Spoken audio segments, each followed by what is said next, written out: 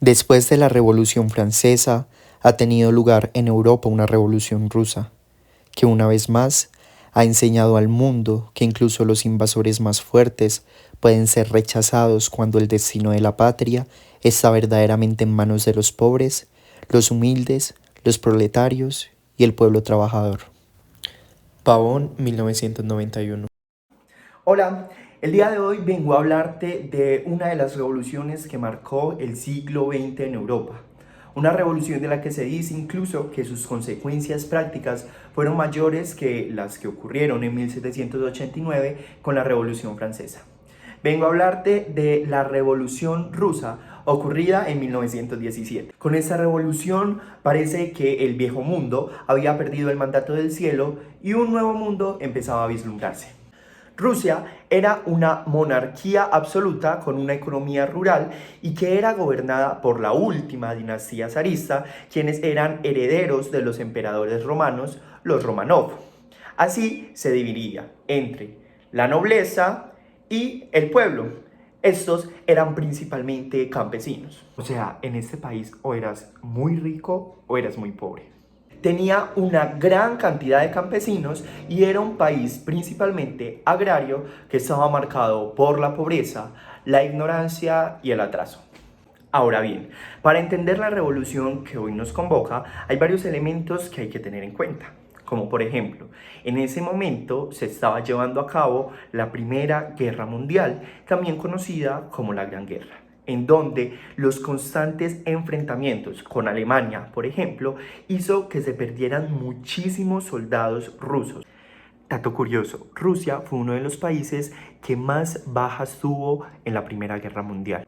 Esto ya que tenían muchísimos hombres, pero no tenían muy claro qué era lo que tenían que hacer y tampoco estaban muy bien equipados. Esto hizo enojar muchísimo al pueblo, ya que no estaban de acuerdo con la guerra. Por otro lado, querían desde lo más profundo que se llegara a un proceso de paz, por lo que tantas bajas implicaba que el gobierno invirtiera demasiados recursos económicos en la guerra y nada para la comida. Esto hizo que se pasaran muchas hambrunas que eran demasiado fuertes, que combinadas con el invierno no eran la mejor dupla. O bueno, quizás sí lo eran, para matarlos. Ahora bien, como consecuencia de la industrialización que se estaba llevando en ese momento, muchos de los campesinos empezaron a irse a las ciudades principales, creando así fuertemente la clase obrera. Pero las condiciones de trabajo no eran las más adecuadas, por las que se empezaron a realizar desde ese entonces una serie de marchas y huelgas contra el zar, que era la persona que se encargaba de gobernar y era quien mandaba desde la monarquía absoluta. Ahora, la primera revolución tuvo lugar en 1905. Esto fue después de que Rusia perdiera la guerra contra Japón. Una serie de huelgas y manifestaciones se empezaron a realizar en Petrogrado, lo que es hoy San Petersburgo, pero esta fue aplastada cruelmente por el zar. Aunque bueno, no todo era tan malo, pues allí se tuvieron los primeros grupos independientes, se empezaron a crear los soviets. ¿Qué son los soviets? Eran unos consejos populares libres donde las personas se podían reunir, principalmente obreros, proletarios, campesinos, y debatir de temas de política y también tomar decisiones en temas de representación política. Ahora bien, en 1905 también se presentó un evento muy importante que es conocido como Domingo Sangriento. Posteriormente, el 26 de noviembre, es detenido el presidente soviet de Petrogrado, quien es reemplazado por Trotsky, terrateniente político e intelectual marxista, que aunque tenía algunas diferencias con Lenin, que ya lo vamos a mencionar, trabajó muy de la mano con él. En ese tiempo, Lenin se encontraba exiliado en otro país, pero regresó a Rusia. Ahora, los bolcheviques le hicieron una gran recepción a Lenin el 3 de abril en la estación de Finlandia, en donde dijo las siguientes palabras: el pueblo necesita paz, el pueblo necesita pan, el pueblo necesita tierra, y le dan guerra, hambre en vez de pan, y ceden las tierras a los terratenientes. Debemos luchar por la revolución social, luchar hasta el fin, hasta la victoria completa del proletariado. Aparte de esto, añadió, esta guerra entre piratas, imperialistas, es el comienzo de una guerra civil en toda Europa. Cualquier día de esos, la totalidad del capitalismo europeo se hundirá. La revolución rusa que habéis iniciado ha preparado el camino y ha comenzado una nueva época. ¡Viva la revolución socialista mundial! Lenin era un abogado burgués, hermano del anarquista Alexander Ulyanov, quien fue asesinado en 1883 por un atentado que hizo contra Alejandro III, quien era el antecesor y pariente de Nicolás II, quien era el zar que en estos momentos se encontraba con el dominio de Rusia. Lenin sostenía que los movimientos revolucionarios no se podían hacer sin teoría revolucionaria. Y no hay teoría revolucionaria sin los movimientos de las masas. Por otro lado, los mencheviques sostenían que previo al socialismo era necesario una transición democrática burguesa que industrializara el país. No necesariamente desde la revolución proletaria que sostenían Lenin y los bolcheviques. En ese momento se empezaron entonces a presentar ciertas discordancias en los elementos que se pensaban y cómo se pensaba proceder. Ahora nos vamos a ubicar en 1917. El frío congelaba completamente al país. Las huelgas seguían en pie en ese momento, aunque habían tenido un tiempo de paz. Así, unas huelgas se empezaron a presentar en marzo. Comúnmente estas huelgas se conocen como la Revolución de Febrero. También pasa algo con unas huelgas que se presentaron en noviembre y se conocen como la Revolución de Octubre. Pero, pues, ¿cuál es este enredo? No estoy entendiendo nada. Pues resulta que en ese entonces todavía en Rusia se regía por el calendario juliano y no por el calendario gregoriano, que es el que nos rige en este momento. Por eso las revoluciones que ocurrieron en marzo y en noviembre se conocen como las revoluciones de febrero y de octubre. Así, el 8 de marzo, el movimiento socialista estaba conmemorando el Día de la Mujer, que ya se venía conmemorando desde 1910, y salieron a las calles a marchar, a huelgas y a pedir principalmente pan. Esto lo hacían más que todo mujeres, pero a esto se le sumó el cierre de varias fábricas como lo fue Putilov, lo que desencadenó que estas huelgas tomaran mucha fuerza. Muchas de las cosas por las que se hacían estas huelgas eran unas mejores condiciones laborales que estaba acompañada, en este caso, por la invasión del centro de la capital. Las huelgas y las arengas que se escuchaban eran pan, paz y tierra. Oiga, ¿y las mujeres que estaban haciendo ahí en ese entonces? Es que ya podían marchar y tenían acceso al conocimiento. Pues resulta que desde la emancipación de los siervos, que se da en 1861, las mujeres ya tenían un acercamiento a las teorías marxistas y a muchos movimientos revolucionarios, como por ejemplo Nadezhda Krúpskaya, que fue incluso mujer de Lenin y pertenecía al Partido Obrero Socialdemócrata de Rusia, incluso antes que Lenin. Así, muchas mujeres trabajaban en fábricas textiles y asistían a clases nocturnas que militantes como Krúpskaya organizaban.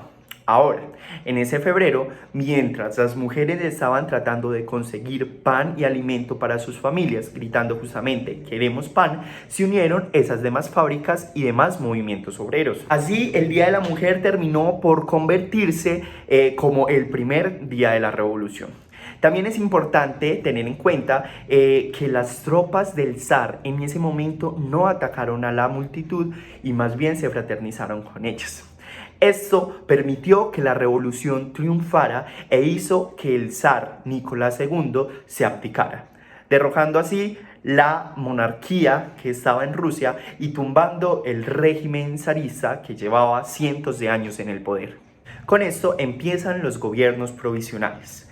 Pues este gobierno es instaurado por Kerensky, que es elegido por los mencheviques, donde se instauró también o se consignó que no iba a haber ningún tipo de represión contra los zaristas. También en este momento se buscó la libertad de prensa, la libertad de reunión, por lo que estas asambleas que permitía que se crearan los soviets se empezaron a hacer de manera más seguida y más libre. Ahora volvemos con Vladimir Lenin, con una oratoria espectacular defensor de los postulados de Marx, en donde incitaba al cambio del capitalismo por el socialismo a partir de las luchas del proletariado.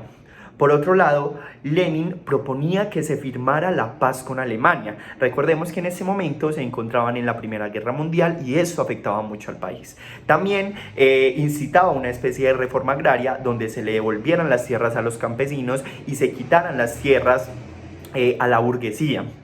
Otra de las cosas que proponía era que no se colaborara con el gobierno provisional, en este caso el que se estaba llevando por Kerensky. En este entonces también se crearon unidades militares compuestas por mujeres creadas por la orden del gobierno provisional, que llamaron Batallón de la Muerte de Mujeres, que hacían también una especie de ayuda en tanto iban y alentaban a los soldados que se encontraban en los frentes y en el batallón porque seguían en la Primera Guerra, pero en realidad, como ya se estaba proponiendo devolver las tierras, muchos ya no querían estar en las primeras líneas y se querían devolver para sus casas, para las tierras que les iban a repartir.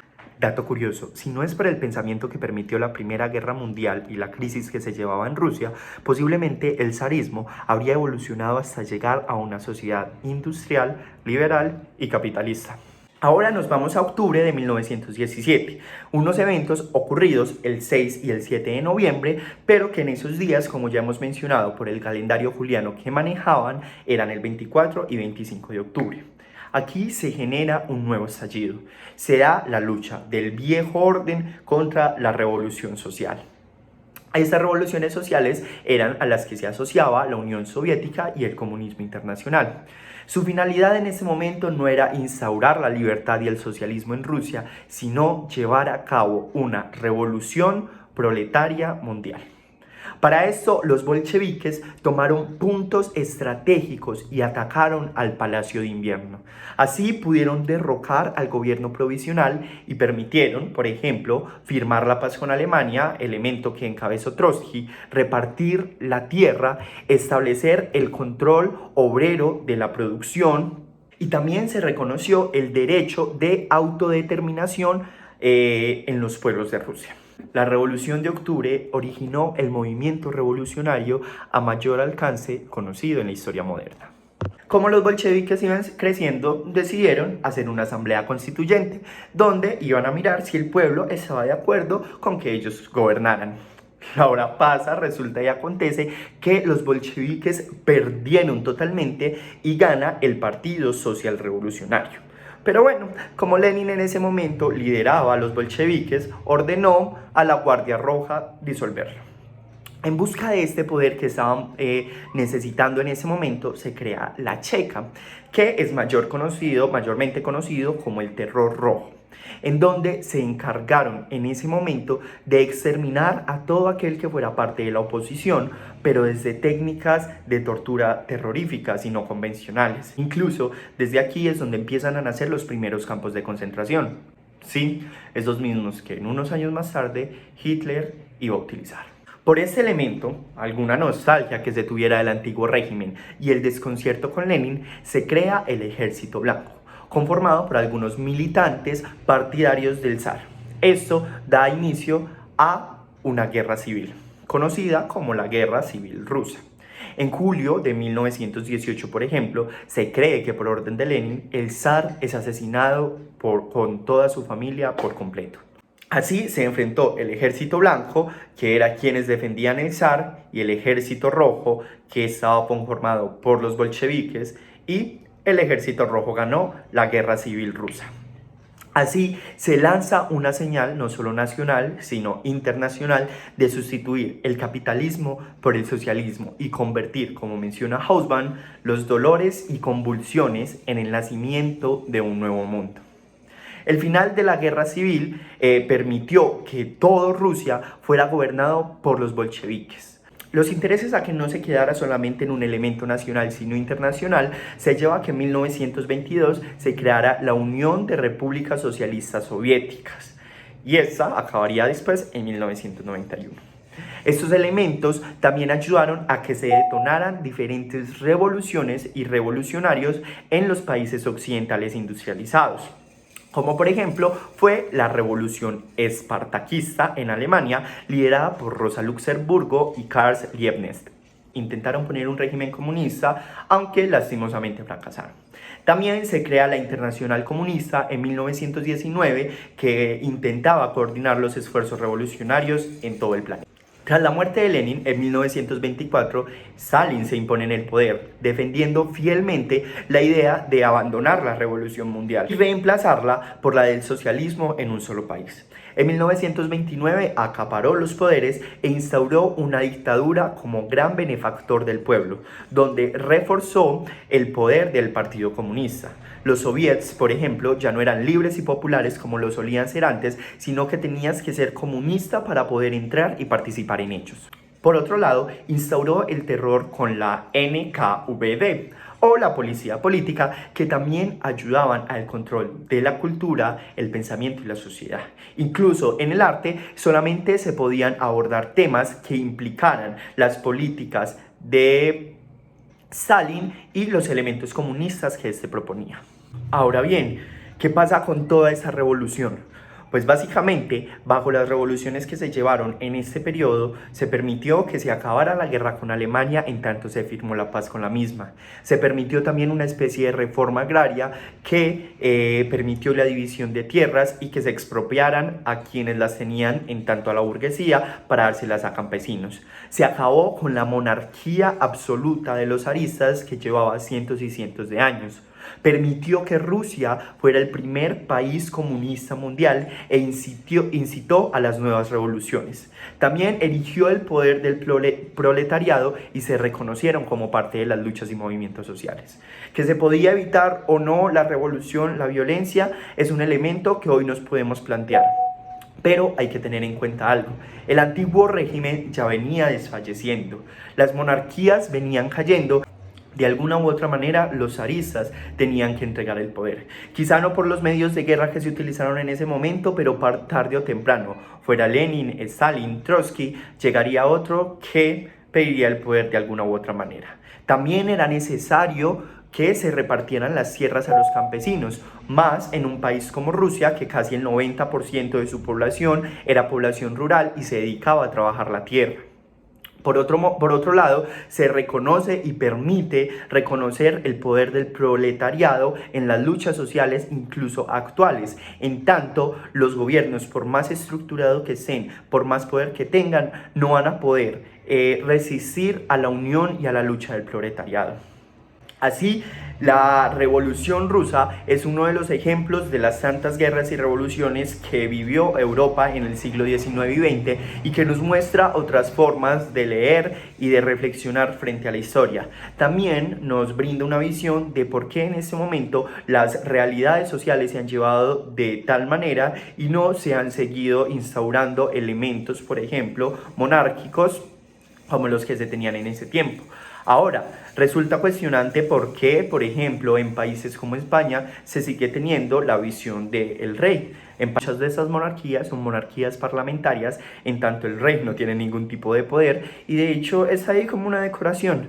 Pero de alguna u otra forma los países industrializados y quienes vivieron primeramente los procesos de industrialización siguen teniendo algunas secuelas y algunos elementos del antiguo régimen de los cuales no se quieren desprender. Afortunadamente hoy en día se siguen reconociendo las luchas sociales, las luchas comunitarias y se sigue trabajando por la libertad tanto revolucionaria como de pensamiento de hombres y mujeres que pueden participar en los movimientos sociales y que luchan también por intentar reducir cada vez más las brechas sociales, económicas y políticas, en tanto se trabaje por una mejor distribución de los bienes y riquezas, por ejemplo de la tierra, y que no esté acumulada simplemente en una parte de la sociedad. Hay muchos elementos que hoy tenemos en día que siguen en convergencia con lo que es el antiguo régimen, quizá no de la misma manera, pero tiene algunos destellos que nos permite cuestionarnos por qué, a pesar de las revoluciones y de las guerras, seguimos con el mismo pensamiento, en tanto una sociedad individualista y que se acopla a las decisiones y los planteamientos de unos pocos. Antes eran las monarquías, ahora les pregunto, ¿de quién son?